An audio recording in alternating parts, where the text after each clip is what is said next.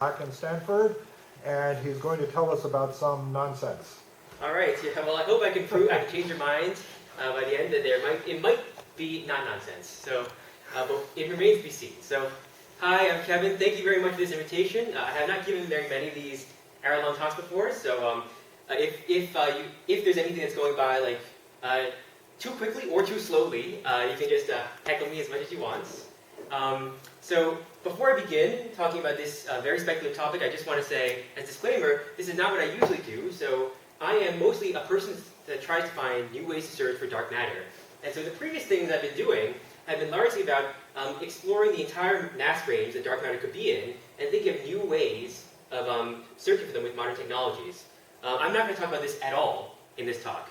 Instead, I'm going to talk about a much more fundamental question, which is, what is the general place we should be looking for new physics? And so, in particle physics, there is a common assumption that we already understand everything there is to know about long-distance physics, and in order to understand new things, we should go to smaller and smaller distances, and those distance scales are controlled by the mass scale of new particles that we don't know about yet. However, in this talk, I want to advocate a radically different way of thinking about it, which is that fundamental principles of relativity and quantum mechanics actually motivate looking for new physics at large distances.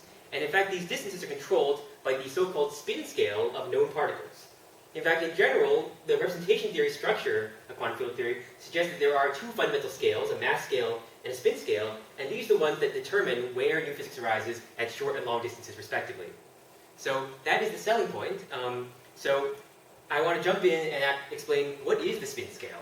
And so in order for this to work, I hope you can come back and think about your days as a fresh student taking Quantum Field Theory 1. The spin scale has been known for a long time, but it often is not emphasized in introductory courses. So let's go back to how we classify particles in quantum field theory in the first place. What we know is that we apparently live in a translation symmetric and Lorenz symmetric universe, which means that we can define transformations of states in quantum mechanics under these operations of translations and rotation of boosts, which are gathered together in this J mu. Then we want to say, so then we're interested in saying, what are all the kinds of particles that could exist, given that they have to have their states operated on by these things. So the first thing we do is we diagonalize the translations by considering particle states with definite form momentum. And so I'm going to label the states by two numbers, so k being the form momentum, and then sigma just meaning unspecified internal index for an internal state. The next step is figuring out how does this internal state change under all these operations. And so then the trick to doing this was figured by Wigner about 100 years ago, and it's to use the so-called little group. The basic idea is that there are many rotations of boosts you can do that change both the internal state and the form momentum, but if you change both at once, it just gets kind of confusing. So it's better to focus on just those transformations that only affect the internal state without changing the form momentum. And so those are given by the so-called little group, and the little group operators are combinations of these rotation of boosts, which happen to be collected in this vector called the Polygomansky vector, though the details here won't matter that much. You can then classify particles by how these little group operators act. In representation theory in general, the representations can be classified by certain Casimir invariants, and in this case there are two of them, two quadratic Casimirs. One is the momentum squared, which is just the familiar mass squared of the particle, and the other one is W squared, which gives you the spin scale of the particle rho. So usually W is not even introduced in this kind of classification. So you might not know about the physical meaning of the spin scale, but it does have a clear physical meaning at the same level that M has a meaning of a massive particle. And in order to bring out that meaning, I want to talk about first the case for massive particles, which is more familiar. When we have massive particles, the representations are just familiar spin S massive particles. So that means the states are indexed by the form momentum and H, the helicity, which goes from minus S to S. It's a familiar fact that for massive particles, the helicity is not Lorenz invariant. You can catch up to a thing, you can catch up to a particle, and send it going the other way around, and then at that point the helicity flips. If you go through the math, though, of how much the helicity changes by underdoing a small Lorenz boost, it turns out that Lorenz boosts can mix helicity states, and the coefficient of the mixing is determined by this single parameter rho, the spin scale, which in this case happens to be equal to m times square root of s plus 1. So that is the physical meaning of the spin scale for massive particles. And in fact, for massless particles, the interpretation stays precisely the same. So in the case where m squared is equal to 0, you can still index the states by their helicity, and the spin scale rho determines the coefficients by which these helicities vary under boosts. So now I'll explain concretely what these kinds of operations look like. So let's consider a massless particle, and let's suppose it has four momentum where the three momentum is directed along the z-axis. Then there are three things I can do with this particle that keep the four momentum the same. One is to rotate about the z-axis, and that just gives us the eigenvalue that is just the helicity by definition. And then there are these two other things you can do, which are the other little, sometimes called little group translations. One thing you can do is you can rotate the particle a little bit so its momentum is tipped in this direction, and then you apply a boost to put it back to where it was before. And the other one is you can do the same thing but with different axes. So these are the three things that could affect the internal states. If you then define raising and lowering operators from T1 and T2, then the computational relations of the Poincare algebra by themselves, no other ingredients, imply that these operators T plus minus have to increase or decrease helicity by plus or minus 1. And the coefficient is rho. So that's what I mean in the previous slide about rho controlling the mixing of different helicity states under small Lorenz boosts. Sorry, I'm confused about dimensions. I thought rho had dimensions of mass, but T looks like it should be dimensionless. Can you explain? No, I think T in our normalization. So there's another thing, which is that it depends on how you normalize these operators. And so I think we're taking convention where J itself carries dimensions. So, but somehow it's a physical scale, so that I'm not trying to say you made, okay, so you didn't make a mistake, but I'm still sort of confused about, isn't it true that for a massless, of course, one of the things about a massless particle in the conventional way is that it has no scale associated with it. Right. That this rho is associating Absolutely. a scale with That's a right. massless particle. That's So I'm right. really looking for, how can I understand that? So That's maybe you're absolutely going to get to that. Yeah. So so two aspects is now I'm remembering we definitely did intentionally choose a non-conventional normalization for T just because it makes this equation a little simpler. Okay, but So so this you're is going to not have to stable. explain, okay, And- still have to wait for, okay, Yes, fine. and the Right. fact that rho is a mass scale means, for example, that theories with non-zero rho, even if they're massless, these are not conformal. This is there is a scale in there, and it has a very concrete physical meaning, which I'll make clear in about 5 slides from now.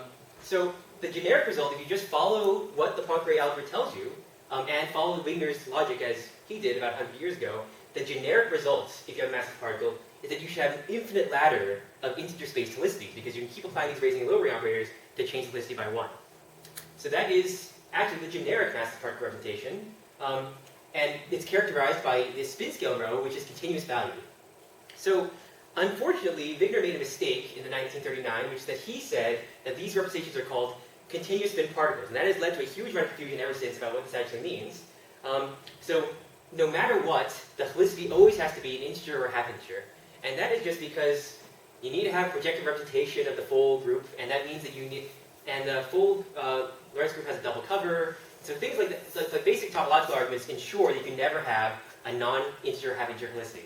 So that's not what we're modifying here. What we are modifying is the fact that helicity is no longer Lorenz invariance. So there are two options for particles with non-zero spin scale rho. Either you start with an integer helicity, and then by applying Lorenz boost, you can get to every other integer helicity, or you start with a half integer helicity, and you get to every other half integer helicity, all the way up to plus or minus infinity. So these two options are called bosonic continuous spin and fermionic continuous spin, and of course they obey spin statistics, so these have to be bosons, these have to be fermions. Wait, we're just looking ahead, if we, the graviton normally would be just plus and minus 2, Yes. but it actually has plus and minus 1, And plus or minus 3 partners. and so on. Yes, Okay. that's right. And that would be the origin of the deviations from gravity.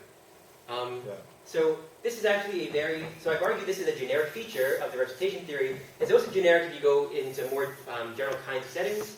So there is a way of making this supersymmetric, so there's one multiplet that has both these in there.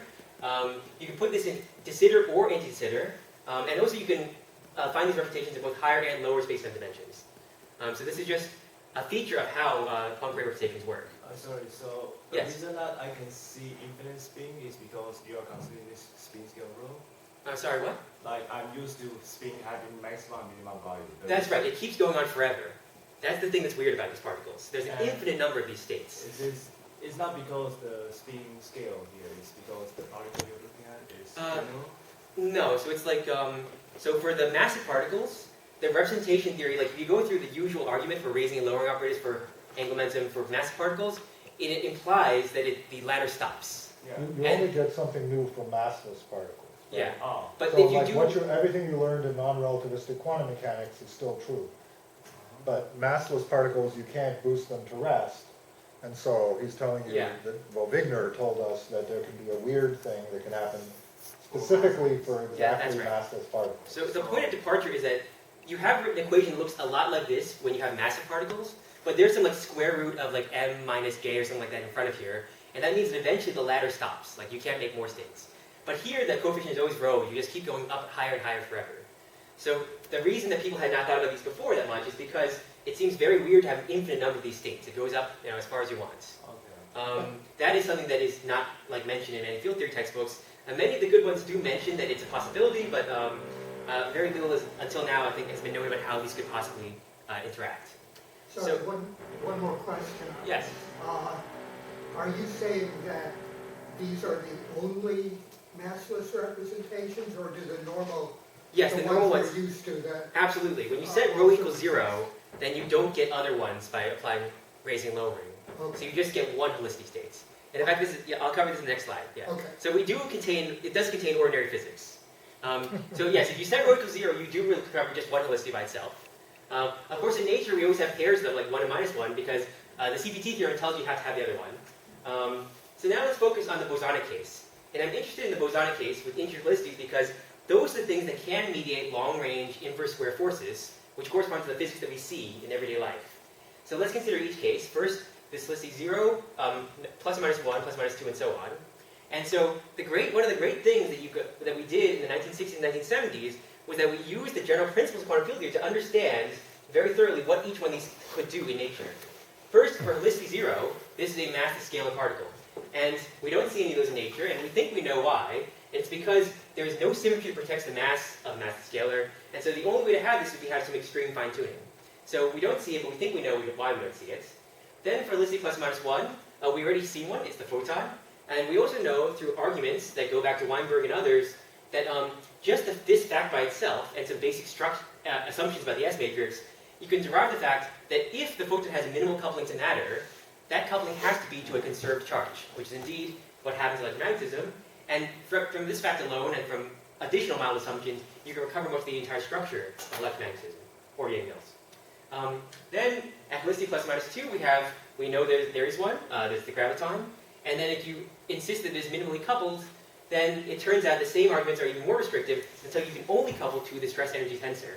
And then from that on, you can apply various self-consistency arguments to get back full general relativity. Finally, you can keep going, and these higher helicity ones are called higher spin particles. And so the main results in the 1960s and 1970s was that if you want these to have minimal couplings, it just can't be done. So there are ways to get around this using more complicated non-minimal couplings, infinite towers, higher spin particles, things like this. But the simple statement is the thing that would be analogous to the photon and graviton couplings, the thing that gives you the inverse square force, that can't happen in this case.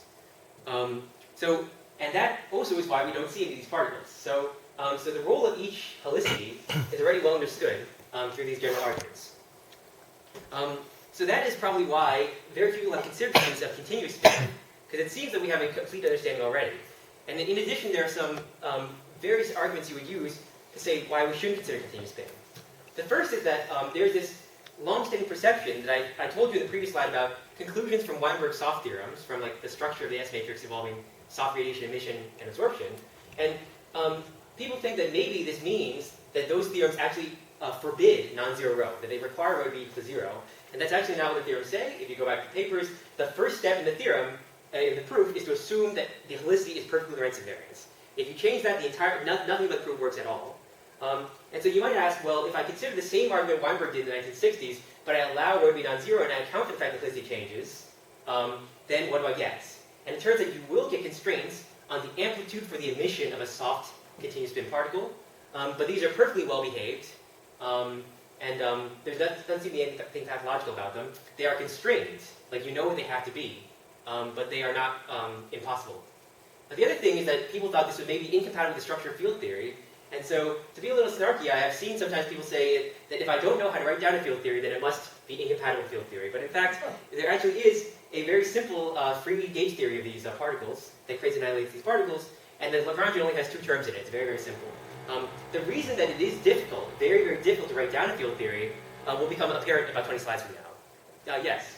Can I just be a little bit snarky? Sure. How would I imagine a soft form factor that that makes sense at rho equals 0, but doesn't make sense at any non-zero value at rho, even infinitesimally close to rho equals 0? Like, I'm trying to understand if the first statement is the first statement, I should think of it as a strong. Oh, sorry. I'm sorry. This is misleading. It generalizes the good soft factors for general rho. It's not like they only work for non-zero rho. I know that. But I'm saying I already know it works for r rho equals 0. Yes. Right?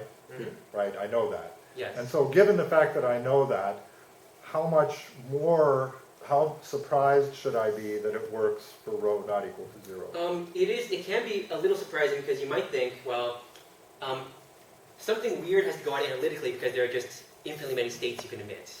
So it's more the statement that it's analytic or smooth in rho. Yes. That's really the statement, right? So there isn't a discontinuity there's no at rho discontinuity. equals 0. That's right. Okay. So concretely, like for a scalar like one that reduces to one scalar by itself when rho goes to 0, the soft factor is like a Bessel function of rho times some kinematic variables. Sure. And involves helicity. So so this was all solved by my advisors about 10 years ago. But then there are two other issues, which is that first off, no one has ever written down a theory where these parts interact with anything else. And this is kind of a bummer if you want to do phenomenology.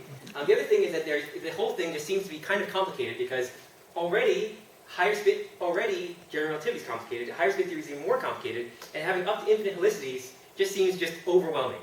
And so these are the two things that we aimed to address in our current paper. First is we found a way for these to interact with ordinary particles in a way that has good limiting behavior, as I'll explain in a second. And the other is that we found a very nice superspace formalism that makes a lot of these calculations, instead of being infinite manipulations of all these states, many of the calculations we actually do in this paper are 2 lines long.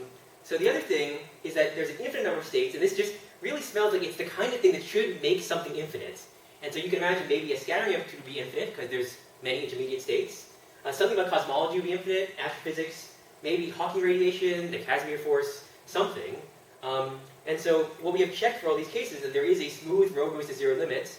And in every case, what happens in that limit is that all but one helicity decouples.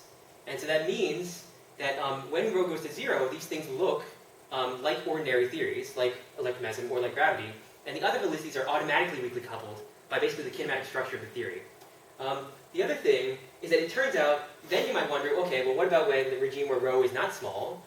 Many of these results you can actually calculate for arbitrarily high rho, and remarkably, many of them actually remain perfectly fine even in the limit where rho goes to infinity, and all these infinitely many states actually contribute equally in some sense. And so this requires there's some non-trivial analytic structure going on here, which I will give a little bit of taste of later in the talk. So then, because we don't believe that there is a short, no-go against these things, you also want to say, why would you ever want to consider? What's the positive arguments? Why would you consider it? And so there's a couple different answers. First is that if you yourself as a field theorist, one answer is that it's because it's there. And so this is something that is relatively simple and directly motivated by the postulates of relativity and quantum mechanics. It's been around for 100 years, but somehow it is still not fully understood. On the other hand, if you're an experimentalist, then one appeal is that it's testable.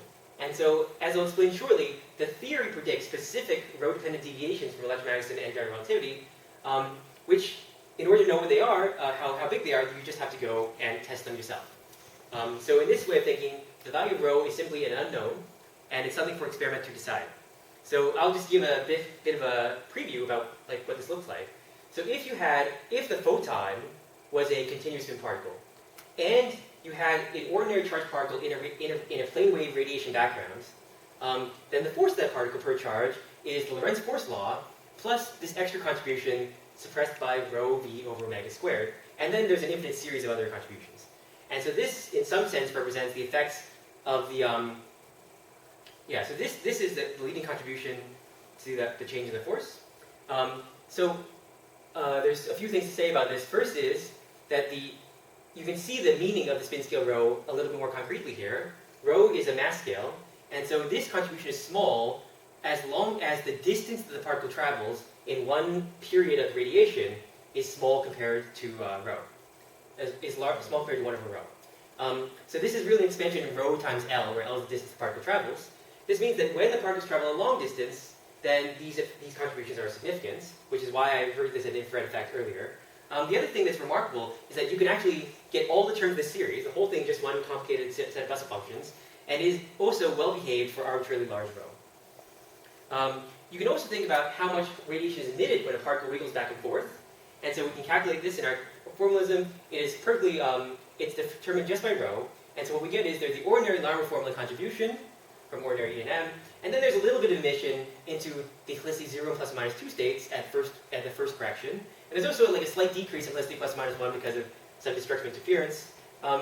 Again, it is an infrared effect. It is important when the particles travel a long distance, and L here is the amplitude of their motion.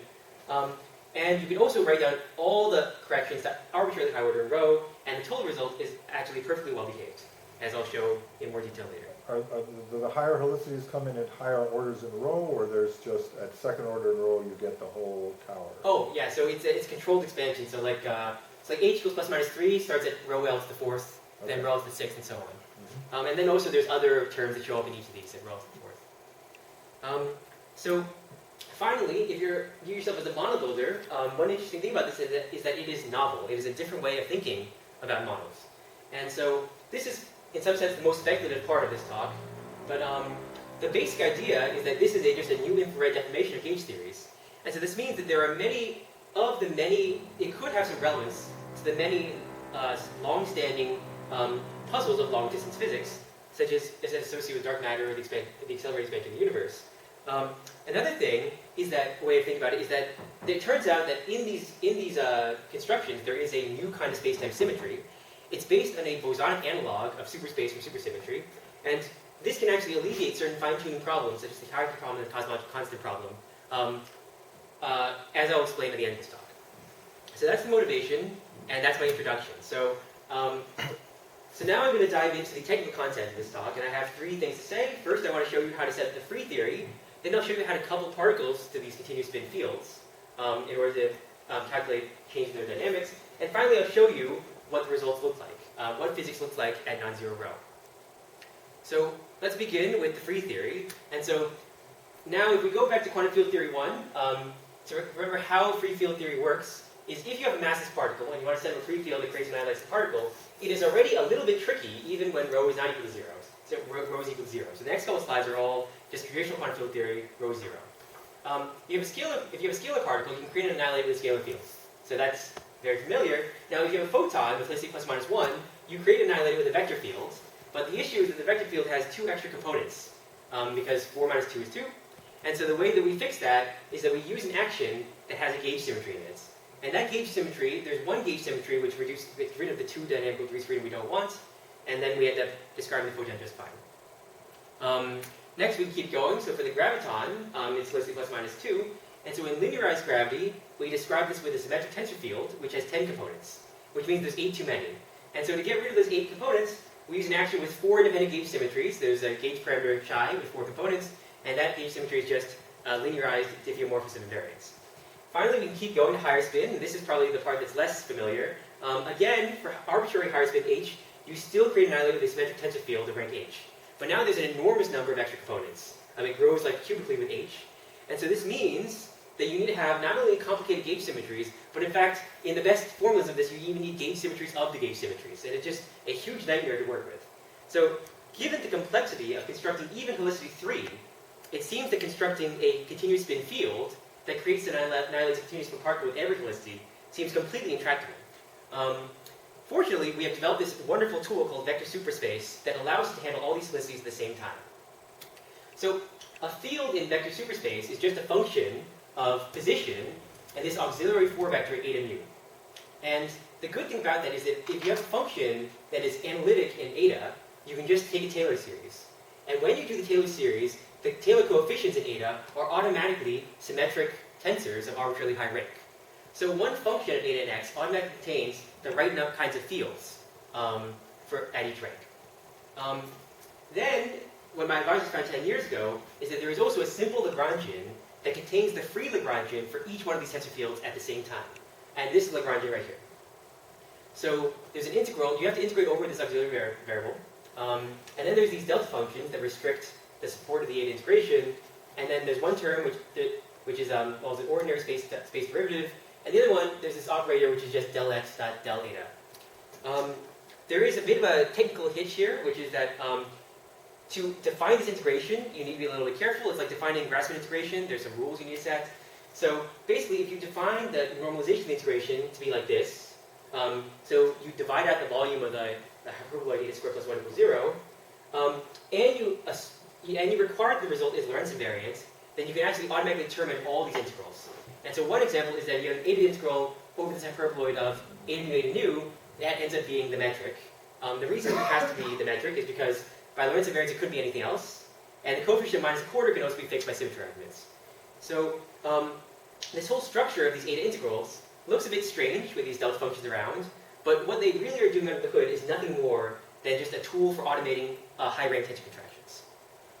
So delta prime is not derivative of delta, it's just another different delta.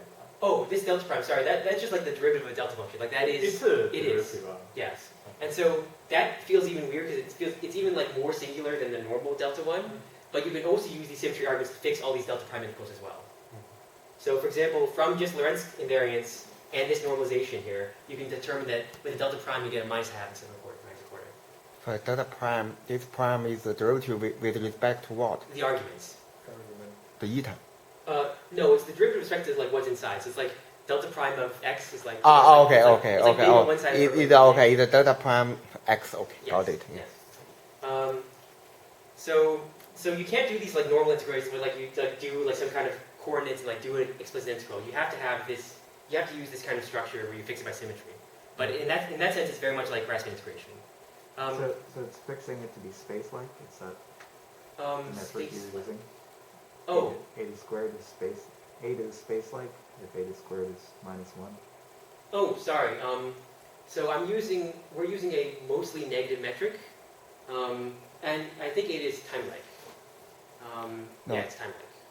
No, most minus make like. Is it mostly negative? No, it's most minus. Oh, sorry. No, sorry. it's the other way around. Sorry, it's mostly Is space. it That's right. time-like or space-like? It is, yeah, space-like, I think. It's space-like. But the interpretation of which way Yeah, it is it makes pointing, sense, makes more sense. yes.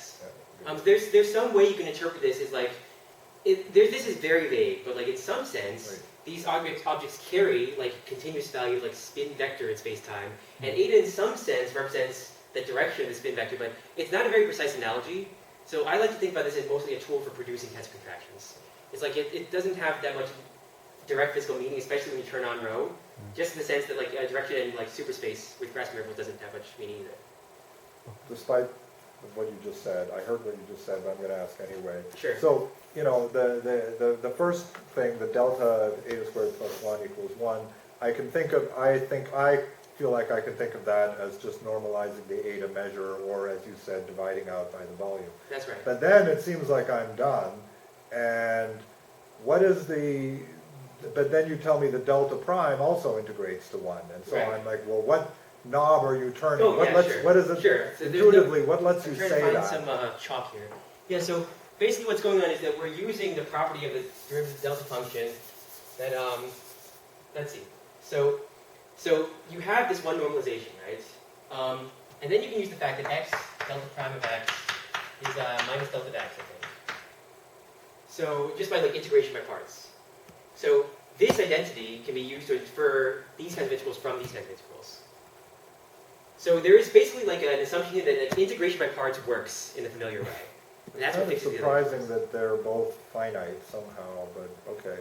Anyway, go on. I think this is pretty technical, but The integral here is with respect to eta, right? Not That's right. with Yeah, eta, respect yeah. to the square plus 1. right. That's right. Yeah, so it's a finite dimensional integral, right? It's not some. Yeah. That's right. Okay. Anyway, just Yeah, go there are on, several go on, steps because that I'm show sure it. this is not going to be the most confusing thing Sure. for me.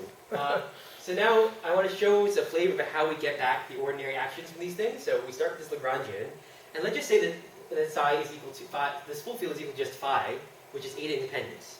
And so I claim that this gives you back the action for a massless scalar field. So the way it works is this del psi just becomes del phi. This eta integral is just, there's no eta dependence, so this just gives you a 1. Here you have an eta derivative of phi, which is 0. So that term doesn't contribute. and you just get 1/2 del x phi squared, which is the ordinary massless scalar action. It takes a little bit more work to show that this works for the massless vector action. You put it inside this form where it's linear in eta, and you plug it into this thing. What happens is, this thing here is, this term here, when you square it, is quadratic in eta. So you need when you do this eta integral, it produces a contraction between these two del a's. This term over here, the eta derivative gets rid of the factor of eta, so you have del a squared, and then that's when you do the eta integral, you just get another del a squared. The whole thing gives you this, and this is the same thing as the Maxwell action. So if you can keep turning the crank, and it turns out that for rank 3, you will recover the linearized Einstein-Hilbert action for linearized gravity, and then you also get known higher rank actions for higher spin particles, which are called Franz actions. Another important thing that comes out of this analysis is that automatically there's no mixing between the tensor fields of different ranks. So Let's say you recover the linearized Einstein-Hilbert action, but what about the non-linearized? oh yes, this is all at the linearized level. Yes. So But can you recover the non-linear, the full level Einstein-Hilbert action? no, and that's a big issue we're trying to work on, which is generalize these things to basically do that. We have to generalize all of this to a non-abelian gauge symmetry, which we don't understand yet. Okay. Or it's like even so. I think it'll be clear in like one slide after this. Okay, So sure. the gauge structure of these theories, even when everything is linearized, is already quite complex, and so it's challenging to generalize it. But that is like a huge, probably the most important technical question at this point. Yes. Yes. So if you can keep going and analyzing this action, and still I'm setting rho equals 0. There's no rho. So there's an equation of motion that follows from this action, which is like this. It looks a little singular because all these deltas, but you can show that this contains the Maxwell equations, the linearized Einstein equations, and the Franz equations for the higher spin particles. There's also a gauge transformation, and so that gauge transformation, the gauge symmetry of this action, depends on this function eta of epsilon, which depends on both eta and x. It's generally any analytic function of eta. And this single transformation contains U1 gauge transformations, linearized diffeomorphisms, and all those weird higher spin gauge transformations as well.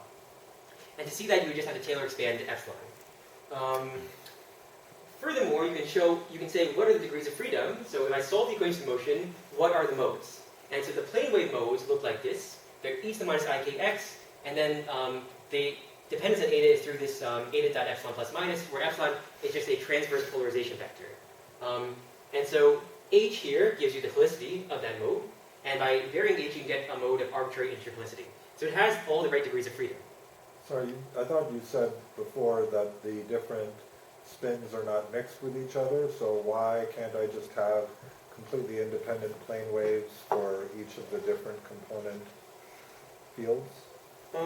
Like different directions, et cetera, et cetera. Oh no, that is what, I mean, yeah, I mean, I'm just saying this is the most... This is just one formula that you can project out all of those things. Yeah, exactly, Okay, that's you're right. not saying, So, for example, you can say if I just want the photon, yeah. then I just take the solutions where h is plus minus 1. Oh, fine. And these are just your ordinary photon polarizations. Okay. So the magic thing about this whole formalism is that I've set rho to 0 this whole time, but everything can be generalized to arbitrary rho by taking this delta operator, which is del s dot del eta, and adding rho to it. And none of the equations in the previous page change at all, except for two things. So now, when you have non-zero rho, you still get one mode of each helicity. However, the main thing is that when you do the tensor expansion, by expanding eta, everything now mixes the tensor ranks. So as a simple example, now the Lagrangian picks up a term that involves the scalar component times the vector components, like this, proportional to rho. And in addition, the plane wave solutions now pick up an additional phase factor, e to the minus I rho eta dot q. Q doesn't really matter, just some auxiliary vector that has unit dot prime root from k.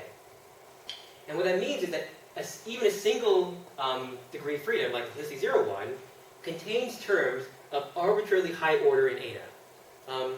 What that means is that if you try to understand how this theory works by Taylor expanding everything in eta and trying to think about the tensor components by themselves, it's extremely difficult to get anywhere because everything mixes with everything else.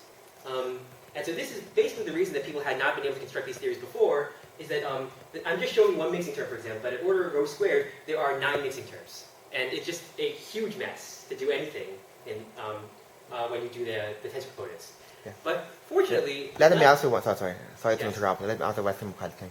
Okay, once you have the superspace, vector superspace, you have a scalar, spin 1, spin Yes. 2. write down the Lagrangian using this vector superspace. What I'm asking is, how do you know which one is the dominant one? Yes. I mean, how do you know is when I take a row limit, you go to zero limit, the one is the dominant one? I mean, next slide. next slide. Okay. Yeah. So yeah, it depends on how you couple these to matter. So far it's a free theory, so really we can't say anything about how the dominant couples to anything. So yeah, a priori, everything's on the same footing. So the lesson of this section of the talk is that you want to work in terms of vector superspace all the way through. You never want to tail expand and talk in terms of phi or a. It just becomes very, very confusing. But if you just think about things as functions of eta, then the expressions remain quite simple. So now the next step is to couple in the matter particles. So we want to say how matter particles interact with these things. You can also talk about coupling matter fields to these continuous bit fields, but kind of matter particles are a little simpler to work with, and also they're more like closely linked to what you would actually measure in experiments. So how do we couple anything to these fields? First off, we just introduce a term Lagrangian that couples to a current, just in the usual way.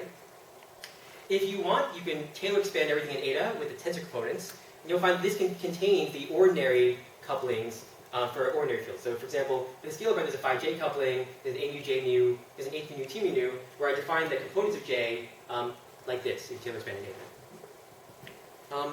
So as usual for these kinds of theories, the fact that this action has to maintain the same gauge symmetry gives you a strong constraint on what kinds of things you can couple in. For this term to remain gauge invariant, you need to have this constraint on j. And this already tells something interesting, which is that if you then Taylor expand this in condition in eta, one of the components will tell you that the divergence of j, the vector part, j mu, the vector part of j, is not zero. It is actually proportional to the scalar part of j. So this is another one of those reasons that is a little bit difficult to think about these theories if you're thinking in terms of the components, the tensor components, which is that not only do you have to have infinitely many of these tensor components, but they're not even conserved. They're like related to each other in this way. However, the form of the expression in vector superspaces remains relatively simple. Now, this is how you would generically put in any kind of coupling to the field, but now we want the current to be sourced by a matter particle. And so in familiar theories, the way that works is you need to build an expression for the current from the world line of the matter particle, which just gives you its trajectory. And so for the familiar scalar, vector, and tensor theories, the minimal couplings all look like this. So the scalar theory is just where the particle is. For the vector theories, it's weighted by the form velocity, and this gives you the ordinary electromagnetic current of a point charge. And the same thing with the stress energy tensor for linearized gravity. What we demand is that we want to have expressions for j of eta x that reduce to these things, one of these three, in the limit when rho goes to 0. And so in that case, we would call something that reduces to this when rho goes to 0 a scale-like current, and then this a vector-like current, this tensor-like current. The reason these are interesting is because these correspond to what the minimal couplings would be in ordinary theories. And so if we're physically interested in continuous spin particles that could be the photon or the graviton, you want to make sure they're coupled by something that actually reduces to electromagnetism or gravity, the couplings of those theories as rho goes to 0. I will now put in a little bit more snark here, which is that actually we were not the first to try coupling things to these fields. So the field theory that my advisors worked at 10 years ago has been around for a while, and several people have taken their hand at writing down couplings to these fields. But every single person that did it was coming from the standpoint of higher spin theory. And so in higher spin theories, as I said 20 slides or so ago, the single biggest problem is that you can't have minimal couplings in the simplest way because of these very powerful no-go theorems. And so what they have in those theories is very powerful machinery for writing down complicated non-minimal couplings. And then many people applied the same machinery to writing down currents for continuous spin fields. And what they did was they produced huge families of very complicated non-minimal couplings that when rho goes to 0 just do not correspond to anything that we see in nature. And so while it is theoretically valid what they did, it does not have a direct phenomenological connection. What we've been doing as far as we've been focusing relentlessly on what could give you a minimal coupling, because that is what corresponds to what we do observe in reality. So this is the part where we depart from all previous work. Now, let me just give you a taste for what these solutions look like. So the current, let's define the Fourier transform of the current in terms of this function f. And so it needs to have an e to the I k dot z in front, just by translational symmetry. And then the fact that the action is gauge invariant and there's this continuity condition tells you this constraint of the function f. And from this alone, I can write down some simple solutions. Like one example is that f is just this exponential. e to the minus I rho a dot z dot over k dot z dot. That's one solution. And there are also a huge infinite family of solutions, which we understand pretty well. So there's one. What does z dot mean? Oh, z dot is just the four velocity. It's a world line. Okay. Yeah. Right, Z is the world line. Yeah. So in a typical theory, for example, for an ordinary scalar, like the one I showed here, this corresponds to taking f is equal to 1.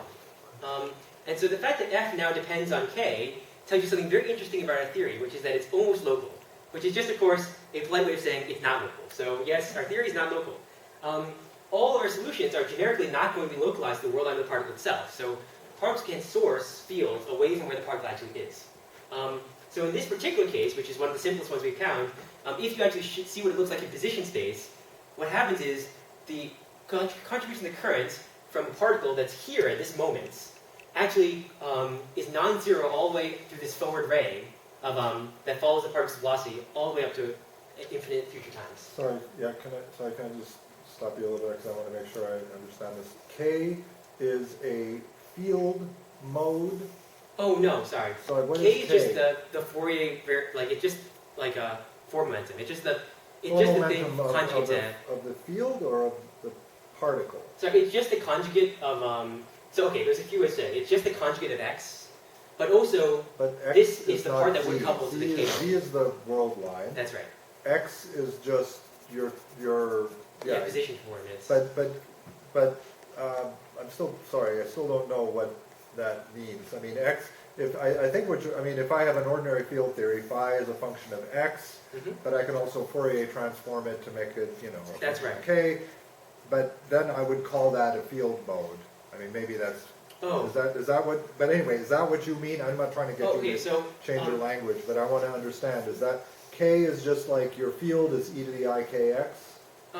So I think the way we like to think about it is J of eta k is the part of the current that couples to the psi of eta k, like the K mode of the field. Yeah. So Okay, I indeed, think we're saying the same thing. this is the I'm part of trying the to say what current you're saying. that would couple to the K momentum mode of the So K. K strictly is only defined by some integral over all of space in Yes. some sense, right? Yes. Because I have to Fourier transform. So this doesn't look a little bit non-local. It looks Right. So completely non-local, I think right? the better way of saying it is that when you write something down in K, right? Yeah. It may or may not, like the localization properties, you have to just Fourier transform back to see what they are. Yeah. And so it can actually vary a lot. Like, there's many simple examples of K, functions of K, where they just have very different kinds of localizations. One thing that's non-trivial about this is that if I just wrote down 1 over K, for example, or 1 over K squared, that would be horribly non-local, like maximally as non-local as it could possibly be. But the dependence on K here is always in this weird essential singularity, where like there's a benign essential singularity where when K goes to 0, this oscillates extremely fast, but it stays bounded. And so that means that when you go back to position space, it's actually kind of unpredictable what you get. In this particular case, what you get is that you don't have it non-localized everywhere. It's the contribution of the part here only is localized on this forward ray and nowhere else. There are other things you Because can that write. was my real question, is trying to understand whatever you were saying about that. And I don't think I have, well, I just want to hear, okay, Yeah, it has to do with some like when you do the very Fourier specific transform. things about this form. Yes, of this particular form. Which That's you right. explained. I also have put in something extra here, which is that, of course, you might say, why forward and not the backwards ray? And the reason is because when you do the Fourier transform, you integrate over K, but there's a singularity at K dot Z dot is equal to 0. And so you need to just define how you go around the singularity. It's an essential singularity, so it's not like a pole prescription. You can literally go right through it, and you get a finite result. You can go above it, you can go below it, you can go at it through an angle. Like there's various prescriptions that give you different answers for what it looks like position space. So it's more correct to say that this is actually an expression for a family of currents, and how they look like in position space varies depending on how you define the contour or define boundary conditions in position space. So this is the one where we go, I believe, below the essential singularity, and then you get retarded boundary conditions. If you go up the other way around, you get advanced boundary conditions. And if you do go straight through, you actually get half of both, I think. So this rate is the direction of the instantaneous velocity? That's right, that's right. There's like a So- little echo that goes forward. So if the particle is accelerating, then in the distant future you get a source that's arbitrarily far away That's right. from It gets spread out. That's right. Yeah. So it gets it more and more smeared out as you go into the future.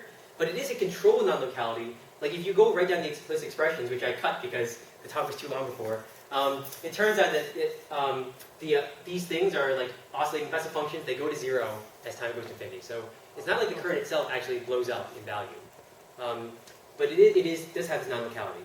So the fortunate thing we found is that you can choose boundary conditions related to how these particles source and respond to the field so that everything's perfectly causal. So you can see the first half of that here because this is only supported in the forward light code of the particle. Yes? So this second equation you wrote on the top, did you just, originally you had Laplacian plus rho, does this now, you just took a Fourier transform of that to solve for Poisson's equation? Yeah, well, it's not so it looks like Laplacian, but it's the delta is del eta dot del x plus rho. So it's like two different kinds of derivatives. Right, so you just Fourier transformed with respect to the x's. And That's then, right. So then the x just turns into a minus ik. Yeah, yeah. That is the exact same thing. So it seems like solutions to Poisson's equation are generating currents. Is that correct? In some sense, I mean, yeah, in some sense. So are all the currents generated this way by solutions to this, or? Yeah. So this is not the full equation because there's like there was a delta function in front that I dropped. That's why I have an approximately equal to.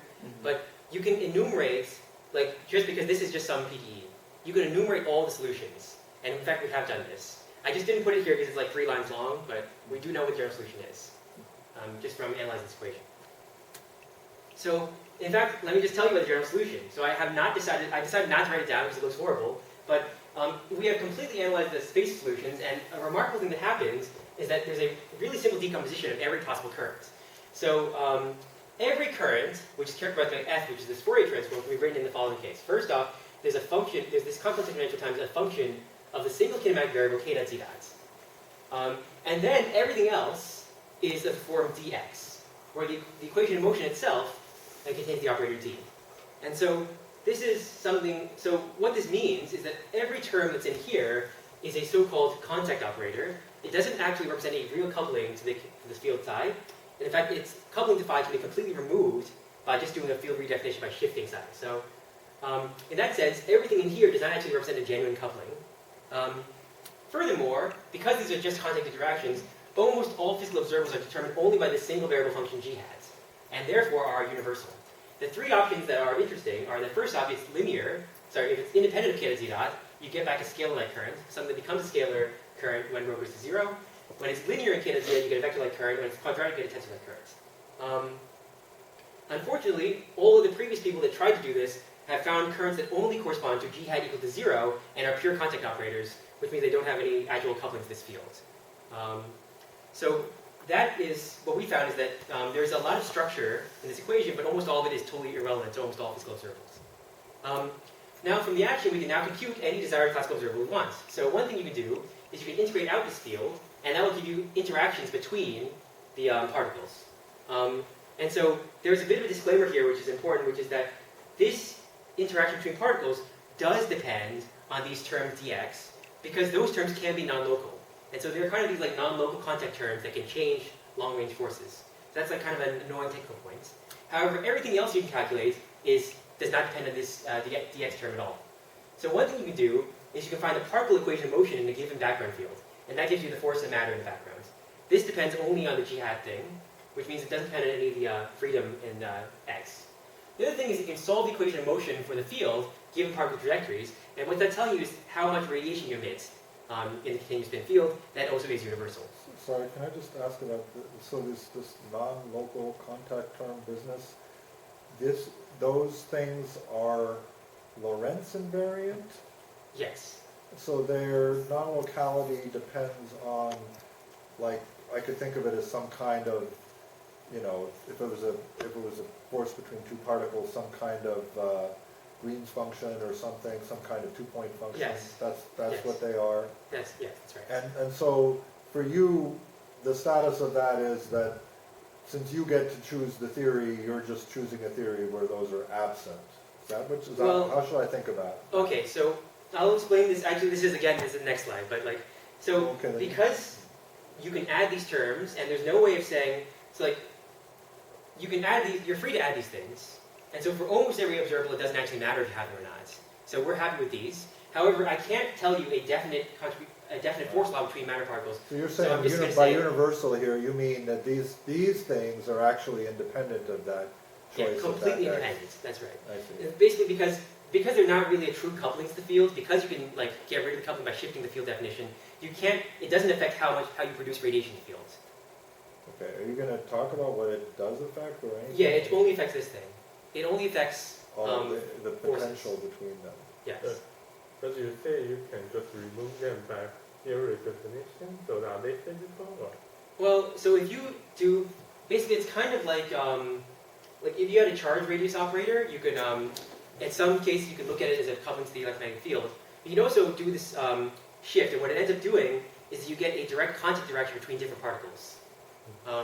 And so what you can also do here is you can get rid of these dx terms of the coupling of the fields to the particles by shifting, but now you just have a contact interaction between the matter particles themselves. It depends on what x was. But that contact interaction can be non-local, and so the particles can actually interact with the contact interaction through a distance. So it's equivalent to having just explicit non-local interaction between particles if you add these terms. So I mean but usually in normal quantum field theory, of course, the long distance interactions are determined by those other things like emission of particles and That's right. equations of motion. They're all tied together. You can't That's right. change one without the other. The case that I know where you can is there are cases where when you violate Lorenz invariance, you can certainly do that, right? You can have different radiation than you have static forces, right? Right. That's right. But here it feels, again, like somehow, well, I don't know. I don't know what I'm asking. I guess okay, I don't know. So you're just saying that they can be, to some extent, decoupled in this theory. That's right. That's right. Okay, go ahead. Sorry. Yes. So one example is that we found there was a paper that came out the day after our paper, which it wrote down another solution.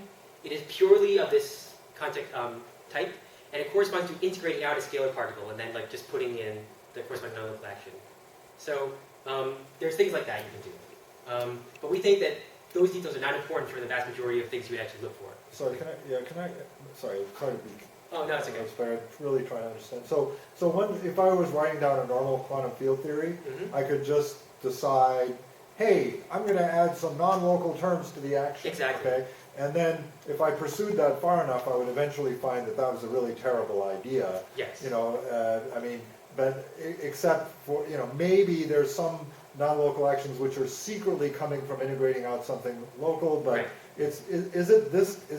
do you think that that's what these non-local terms are, that they generically don't make sense except when they can be written in some other manifestly local I don't way? want or- to say that, but that's what we've found so far. You can have things that are just meaningless. That's a picture that's compatible with everything. That is we know. compatible with what we said so far. Okay. That's right. Okay. But the most important one, like this thing that leads to the radiation emission, that thing is non-local. So there's a difference, which is that it's harder. You can't render everything local. There could be a deeper case. This is the one where that had this kind of supports. It could be that this kind of structure, like the important term, does emerge from these other intermediate fields, but we don't know if it does or not. So we played around with this a little bit. We weren't able to get it to work, but it might be possible. So we're kind of agnostic of that. Are you going to talk about, let's forget about the X, but you've got this other term. Mhm. It has some physical non-local effects. Are you going Yes. to talk about some examples of what Oh. those are? Yeah. This is the. Okay. Yeah, I'm Awesome. getting there. Yes. Thank you. Yes. Okay. Okay. So first thing is that you can calculate what's the force law between two particles. And so generically the structure looks like this. So I'm going to do one that's scale-like. So you can have corrections. You have the ordinary one, and then you have corrections that are a series in row R. And the coefficients depend on the curve because these dx terms are non-local, so they can affect this. The remarkable thing is that it turns out that if you don't have these dx terms, all these coefficients are just equal to 0. And so rather mysteriously, all the non-locality I was talking about before, and from the main term, actually does not affect the force law at all. It just kind of drops out when you do the 8 integrations. So that's kind of one sense that is one thing that's a little bit mysterious, which is that something that looks non-local can actually not actually do anything. Similarly, you could try to write the force laws from vector-like currents. You will find that there can be corrections to Coulomb's law, but if you don't put in these dx terms, there are no corrections. Furthermore, there are also corrections to the velocity-dependent potential. So the potential you get when something's moving That corresponds to magnetic interactions. There are questions of those as well. So this is the only slide that depends on the details of what this dx term is. Everything else just is completely universal. So for example, if I had a particle in a background field, then I could say, what is the force of this particle? And so for concreteness, let's consider a particle with a vector-like current. So something that looks like an electron. If I put in a helicity 1 background, you get the Lorenz force plus a correction. If I put in a helicity 0 background, you get this term. You have helicity plus or minus 2 background, you get a term that looks like this. In general, all the corrections are controlled by the parameter rho v over omega. And so as rho goes to 0, all these other helicities just automatically decouple. Everything's perfectly well behaved. And it's also well behaved when rho is large. Another thing you can do is, I'm speeding up a bit because I know that I'm running out of time. So you can also calculate how much radiation is emitted when a particle is kicked. And so that's interesting because that's the same, that corresponds to what a soft emission amplitude would be in quantum field theory. So if you have a particle with scale-like current and you kick it, then the amplitude of radiation at helicity h in the form of k is this combination of Bessel functions. And this is exactly the same as the soft emission amplitudes that my advisors found 10 years ago through these general analyticity arguments. You can also do this for vector-like currents. You get the same agreements. Finally, you can calculate how much radiation comes out when a particle goes back and forth. So we're going to consider motion with amplitude L, and the amount of power that comes out in each helicity goes like this. So at small rho, you just have the ordinary Larmor formula. As you increase rho, the amount of stuff coming out of helicity plus or minus 1 goes down. The other helicities go up. And also when rho goes to infinity, the limit is actually perfectly finite. For sinusoidal motion, it happens to be half as much, but in general, just some order 1 number times the rho equals 0 result.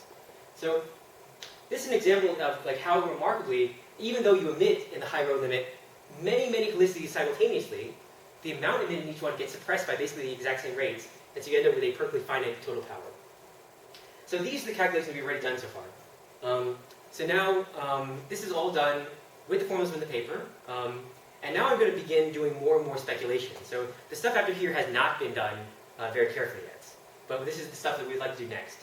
The first thing is we would like to say what is the spin scale rho of the photon? Because for vector-like currents, the h equals plus or minus 1 modes could be the observed photon. And then what that would look like phenomenologically is that all these other helicities are these weakly coupled dark radiation states, with helicity 0 plus minus 2 being the most important ones. The effective coupling between them is suppressed by powers of rho L, so the difference in helicities. And this is something that, again, falls out of just the structure of the theory. You don't have to pick the current to do this, it just happens automatically. Using this, you can calculate the sensitivity of various probes. So one thing is that in the early universe, you would thermalize these other degrees of freedom. And that would mess up early universe thermodynamics unless you didn't thermalize that many. And so the constraint you get is roughly around here-ish in terms of how big rho can be. You can also try to probe lower rhos with cosmology because, for example, one thing these would do is that they would distort the spectrum of the CMB, especially at low frequencies. The general pattern here, though, is that a lot of the things that you might think are strong constraints are actually kind of reversed in these theories because every effect is dominated only in the infrared. So we're always looking for infrared effects and low energy, at low energy in low energy experiments. So another one, for example, is the fact that my laptop is working right now means that electrical engineering works, and so that means there can't have been a huge deviation from ordinary electromagnetism at length scales below a meter or so, because antennas work. So that means that rules out rho all the way down to about 10 to the minus 6 eV. But you can also go further than that by using specialized experiments.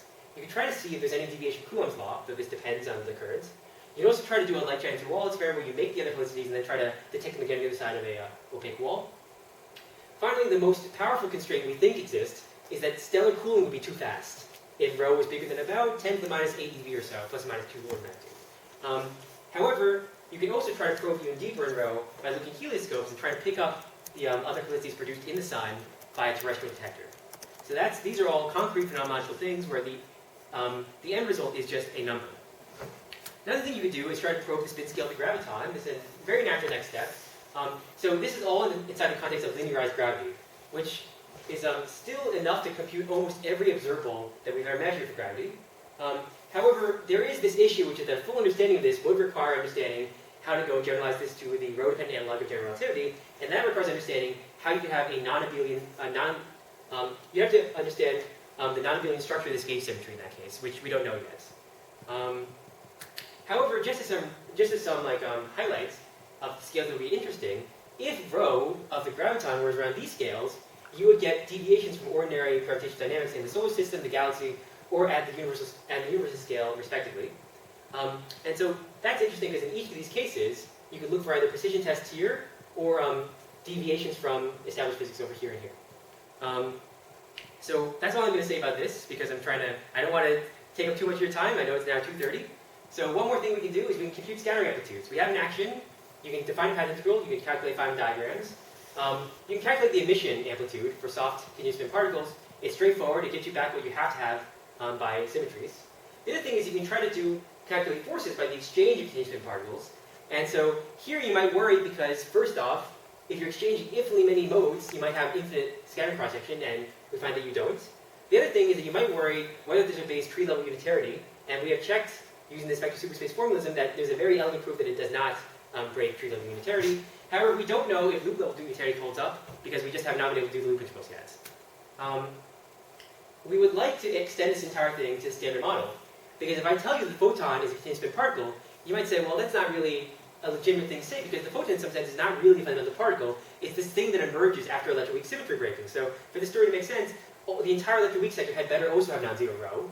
And so in order to even understand how that would work, we need to figure out two things. First is, we need to understand the non-abelian version of these gauge symmetries because that would be, we need to put Yang-Mills in here. And the other thing is we need to understand how to give these fields mass.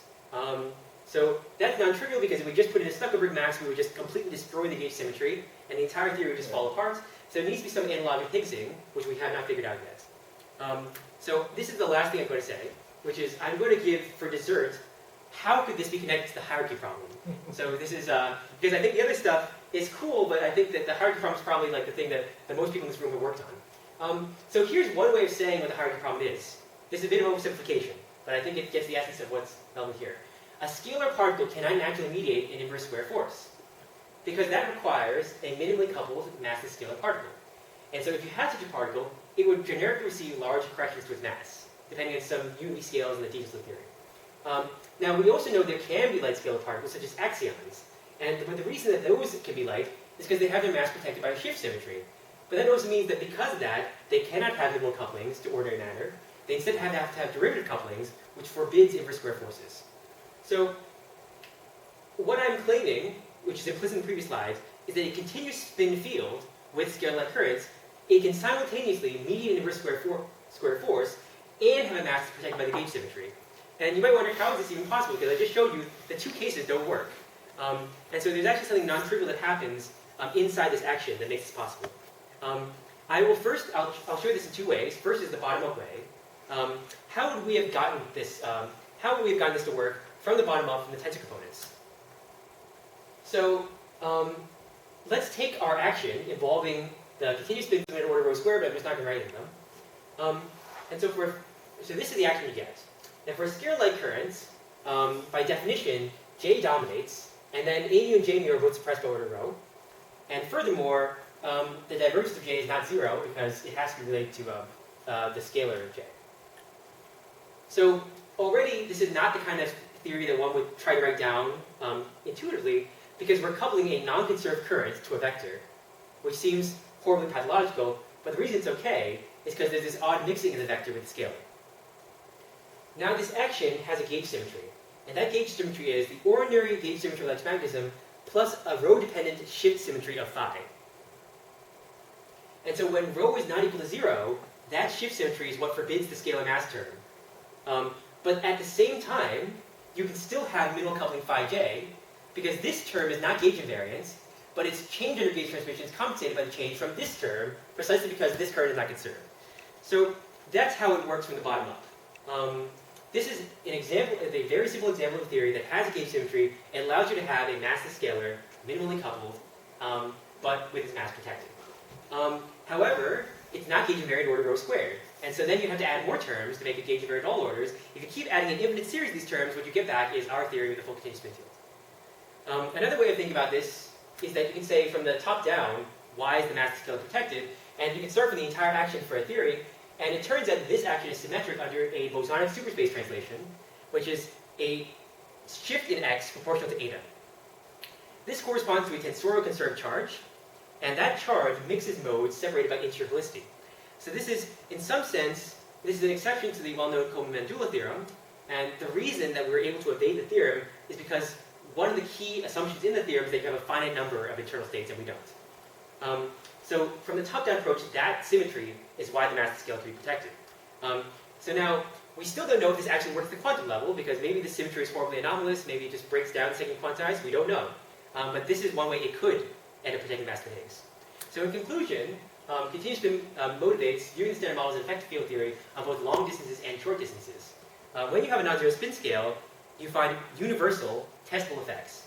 And furthermore, there's the potential for this structure to shed light on a variety of fundamental problems of physics. There's much more work to be done, and we're very excited to do it. Thank you very much.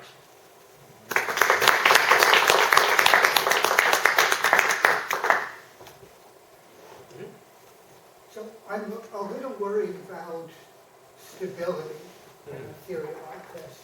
For example, would this not cause a black hole to evaporate in 0 time by emission of yes. an infinite number of massless I was particles? actually trying to work out the details last week, so I mean, so in fact, the answer is that it doesn't make it blow up instantly. So there's a few subtleties. First is that we don't immediately know how to put this on a curved spacetime background yet, because a lot of this stuff is like specialized to flat spacetime.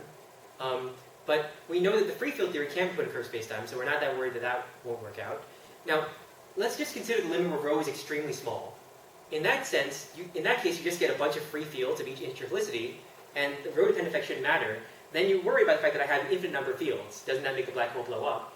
Unfortunately, there are these things called gray body factors. So it turns out that Hawking radiation of higher helicity particles gets more and more suppressed the higher the helicity is, because there's kind of like an angular momentum barrier for the particle to tunnel out. And so when you do, people have never computed past 2, but it falls off so quickly that the sum, we believe, is almost certainly finite. Oh, okay, that's good.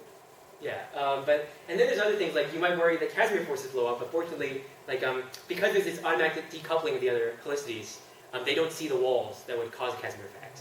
So they just leak right through. So, What about unroom radiation, where you don't have gray body factors? I haven't thought about that at all. Yeah, that's really interesting. Yeah, because it just seems like it just gives you a thermal bath, right? Yeah. That's everywhere.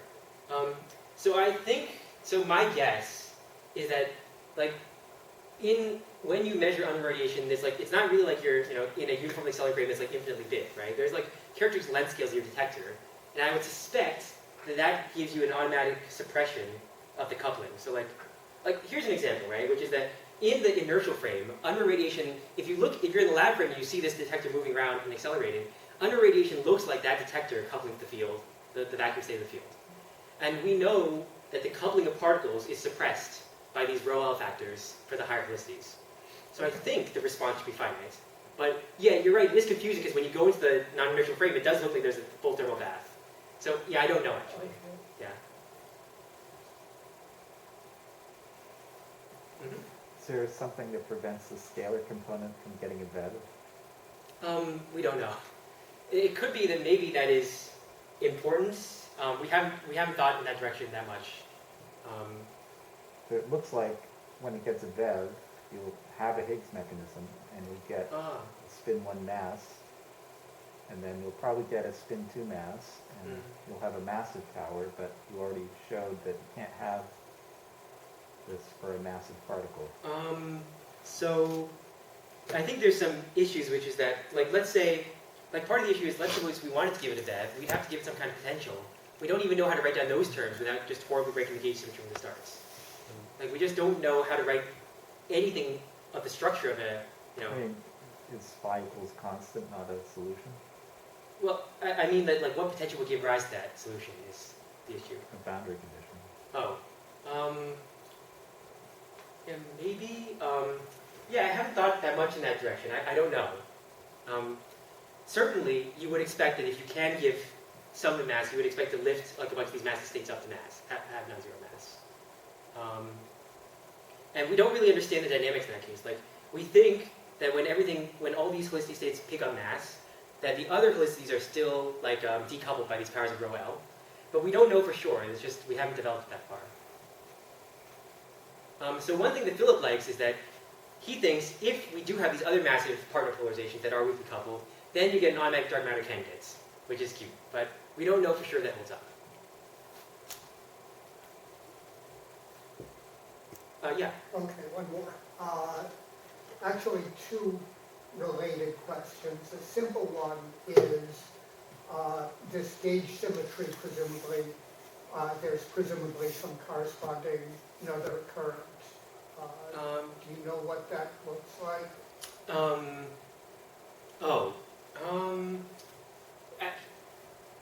I can't believe we didn't think about that.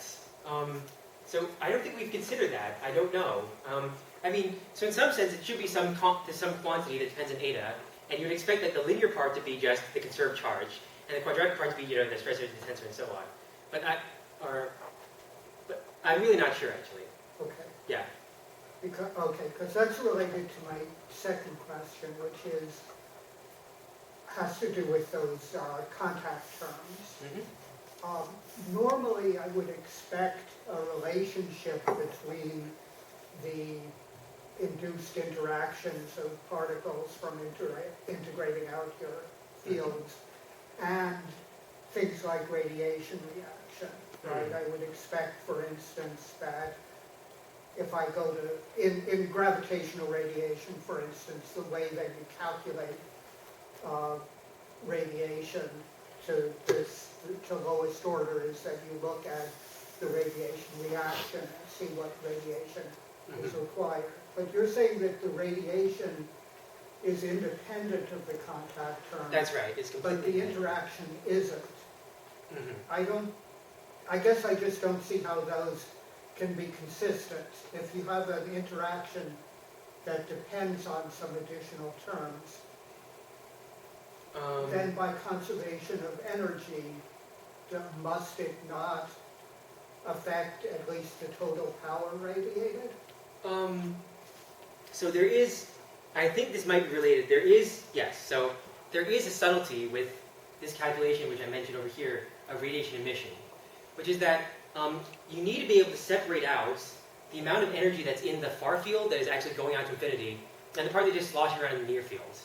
And so that these dx terms do affect how the power is moving around in the near field. When you take the far field limit, it just never gets out there. Okay. Yeah. But yes, if you did try to find the radiation at some shell that wasn't at infinity, it would pick up those contributions.